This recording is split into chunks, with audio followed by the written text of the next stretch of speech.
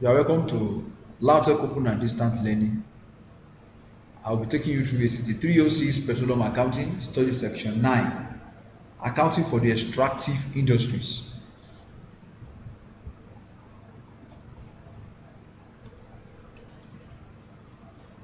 International Accounting Standard Board embarked on accounting for the extractive industry to give total estimation, accuracy, and accountability of standards in terms of policy and procedures adopted for the extractive industries. It is well clear that this body were given an appropriate global accepted standard regulation on all of the extractive industries, the way they will report, the way they will present their report, and how it's going to be well understandable by the users. Now, accounting for the extractive industry has been a contested issue for decades as a result of choice of different method of costing available and economic impact of this method on companies' financial results. Learning outcome for study section 9. This outcome, we have about 3 expected outcome, and we expect the student that they should be able to explain oil and gas accounting under IFRS. They should be able to explain the gap between US GAAP and IFRS, and accounting treatment of upstream activities. Now, oil and gas accounting under IFRS. IFRS 6, exploration for and evaluation of mineral resources, has the effect of allowing entities adopting the standard for the first time to use accounting policies for exploration and evaluation assets that were applied before adopting IFRS. Now, this standard is issued for extractive industries upstream activities and assets created therefore which cannot be dealt with neither IAS 38 intangible assets nor IAS 16 property, plant and equipment. Now, the standard aims at bringing uniformity in the accounting practices of the industries.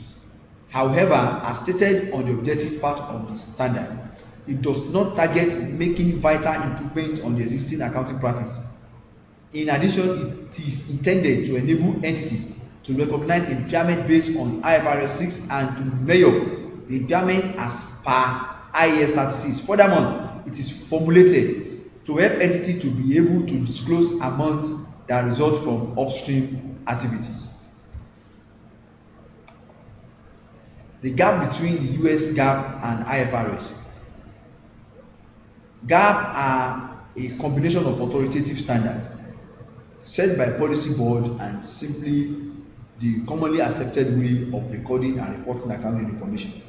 On the other hand, the IFRS deals with only exploration and evaluation and development activities of oil and gas. That is, we are referring to the IFRS 6 that were being established purposely to take care of the costing method or the accounting or reporting method of the oil and gas on exploration and evaluation. Now, the accounting treatment of upstream activities.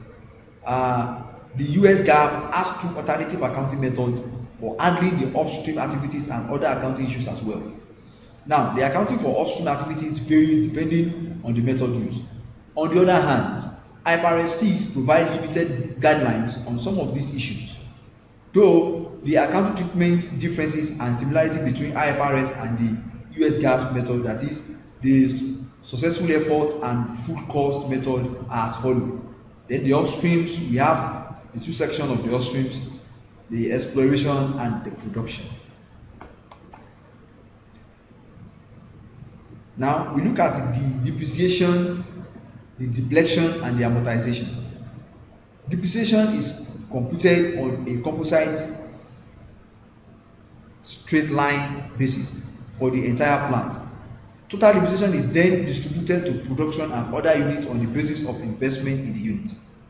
Depletion is an accounting concept used most often in mining, timber, petroleum or other similar industries. Amortization is the apportionment, charged or written off of the cost of an intangible asset as an operational cost over the asset estimated useful life. So the year-on-year assets should no longer be classified as such when technically feasibility and commercial viability of extracting